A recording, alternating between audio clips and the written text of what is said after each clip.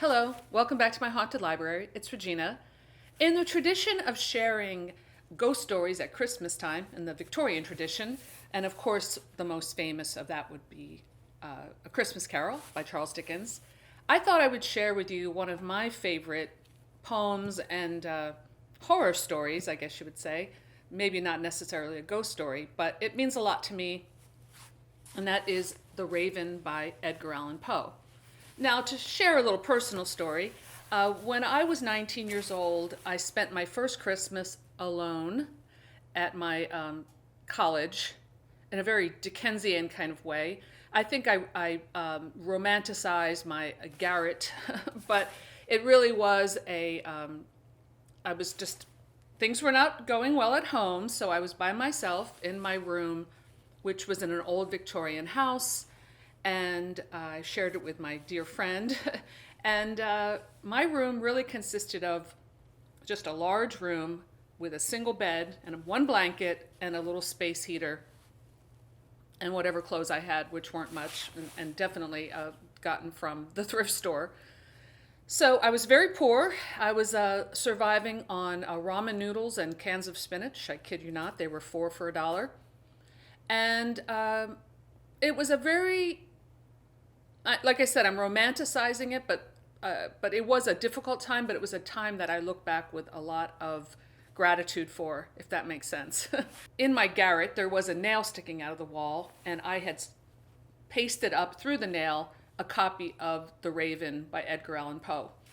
And in ways that I think maybe only horror people, or at least especially horror people, would understand, that poem really sustained me and my spirit through that difficult, lonely, poverty-stricken time. And when spring came, after that hard winter, I met my current partner, and we've been together ever since. So, the world came to life again, which is a part of the story. But there's a part of me that always will cherish that time in my life, and that is why, one of the reasons why The Raven is so important to me. So I thought I would share it with you today. So let's take out our Poe, and I need my glasses. Once upon a midnight dreary, while I pondered weak and weary over many a quaint and curious volume of forgotten lore, while I nodded, nearly napping, suddenly there came a tapping, as of someone gently rapping at my chamber door. "'Tis some visitor," I muttered, tapping at my chamber door. Only this, and nothing more. Ah, distinctly I remember. It was in the bleak December, and each separate dying ember wrought its ghost upon the floor. Eagerly I wished the morrow. Vainly I had sought to borrow from my books surcease of sorrow. Sorrow for the lost Lenore, for the rare and radiant maiden whom the angels name Lenore, nameless here forevermore. And the silken, sad, uncertain rustling of each purple curtain thrilled me, filled me with fantastic terrors never felt before, so that now, to still the beating of my heart, I stood repeating, "'Tis some visitor entreating entrance at my chamber door. Some late visitor entreating entrance at my chamber door. This it is and nothing more." Presently my soul grew stronger, hesitating then no longer. "Sir," said I, "or madam, truly your forgiveness I implore. But the fact is I was napping, and so gently you came a-rapping, and so faintly you came tapping at my chamber door, that I scarce was sure I heard you. Here I opened wide the door. Darkness there, and nothing more." Deep into that darkness peering long, I stood there wondering, fearing, doubting, dreaming dreams no mortal ever dared to dream before. But the silence was unbroken, and the stillness gave no token, and the only word there spoken was the whispered word, "Lenore." This I whispered, and an echo murmured back the word, "Lenore." Merely this, and nothing more.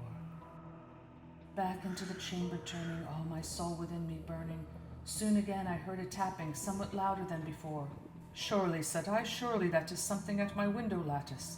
Let me see then what thereat is, and this mystery explore." Let my heart be still a moment, and this mystery explore. 'Tis the wind and nothing more. Open here I flung the shutter, when, with many a flirt and flutter, in there stepped a stately raven of the saintly days of yore. Not the least obeisance made he, not an instant stopped or stayed he, but with mien of lord and lady perched above my chamber door, perched upon a bust of Pallas just above my chamber door. Perched and sat and nothing more. Then this ebony bird beguiling my sad fancy into smiling, by the grave and stern decorum of the countenance it wore. Though my crest be shorn and shaven thou, I said, art sure no craven, ghastly grim and ancient raven, wandering from the nightly shore. Tell me what thy lordly name is on the night's Plutonian shore. Quoth the raven, Nevermore. Much I marvelled this ungainly fowl to hear discourse so plainly, though its answer little meaning, little relevancy bore. For we cannot help agreeing that no living being ever yet was blessed with seeing bird above his chamber door, bird or beast upon the sculptured bust above his chamber door, with such a name as Nevermore. But the raven, sitting lonely on that placid bust, spoke only that one word, as if his soul in that one word he did outpour. Nothing further than he uttered, not a feather than he fluttered, till I scarcely more than muttered, Other friends have flown before. On the morrow he will leave me, as my hopes have flown before. Then the bird said, Nevermore.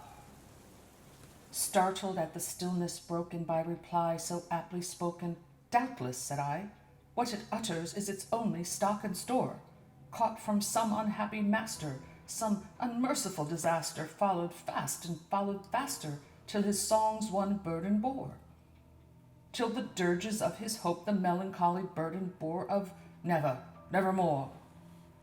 But the raven still beguiling all my sad soul into smiling, straight I wheeled a cushioned seat in front of bird and bust and door. Then, upon the velvet sinking, I betook myself to linking fancy unto fancy, thinking what this ominous bird of yore, what this grim, ungainly, ghastly, gaunt, and ominous bird of yore meant in croaking, Nevermore. This I sat engaged in guessing, but no syllable expressing to the fowl whose fiery eyes now burned into my bosom's core. This and more I sat divining, with my head at ease reclining on the cushion's velvet lining, that the lamplight gloated o'er, but whose velvet lining with the lamplight gloated o'er, she shall press, nevermore. Then, methought, the air grew denser, perfumed from an unseen censer, swung by seraphim whose footfalls tinkled on the tufted floor. Wretch, I cried, thy God hath lent thee, by these angels he hath sent thee, respite and nepenthe from the memories of Lenore. Quaff this kind nepenthe, and forget this lost Lenore. Quoth the raven, Nevermore. Prophet, said I, thing of evil, prophet still, if bird or devil, whether tempter sent or whether tempest tossed thee here ashore, desolate yet all undaunted, on this desert land enchanted, on this home by horror haunted, tell me truly, I implore, is there balm in Gilead? Tell me, I implore. Quoth the raven, Nevermore. Prophet, said I, thing of evil, prophet still, if bird or devil, by that heaven that bends above us, by that God we both adore, tell this soul with sorrow laden, if within this distant Aidenn it shall clasp a saintly maiden whom the angels name Lenore, clasp a rare and radiant maiden whom the angels name Lenore. Quoth the raven, Nevermore. Be that word our sign of parting, bird or fiend? I shrieked, upstarting. Get thee back into the tempest and the night's Plutonian shore. Leave no black plume as a token of that lie thy soul hath spoken. Leave my loneliness unbroken. Quit the bust above my door. Take thy beak from out my heart, and take thy form from off my door. Quoth the raven, Nevermore. And the raven, never flitting, still is sitting, Still is sitting on the pallid bust of Pallas just above my chamber door. and his eyes have all the seeming of a demon's that is dreaming, and the lamplight o'er him streaming throws his shadow on the floor, and my soul from out that shadow that lies floating on the floor shall be lifted nevermore. Thank you so much for visiting here in my haunted library. For myself, Matilda, Lily, and Sebastian, I wish you all a very Merry Christmas and a Happy New Year. Bye.